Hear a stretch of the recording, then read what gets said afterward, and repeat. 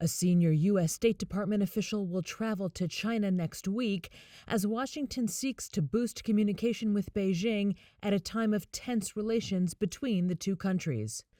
The announcement of the visit came Saturday, just hours after U.S. Defense Secretary Lloyd Austin, speaking in Singapore at Asia's top security summit, blasted China for refusing to hold military talks over territorial disputes in the South China Sea.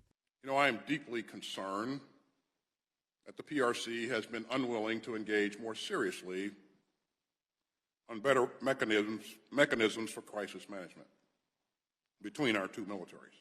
A senior Chinese military official struck back at Austin, saying the U.S. was responsible for a breakdown in dialogue by ramping up sanctions on Chinese officials and destabilizing the Asia-Pacific region with its military presence.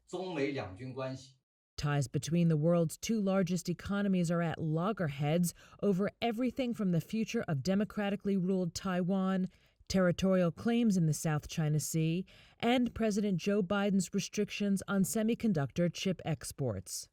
For its latest diplomatic effort, the U.S. will send Daniel Crittenbrink, the Assistant Secretary of State for East Asian and Pacific Affairs, to China to discuss what the State Department called, quote, key issues in the bilateral relationship.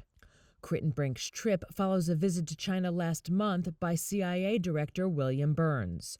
U.S. Secretary of State Antony Blinken postponed a planned February trip to China after an alleged Chinese spy balloon flew through U.S. airspace over sensitive military sites, kicking off a diplomatic crisis.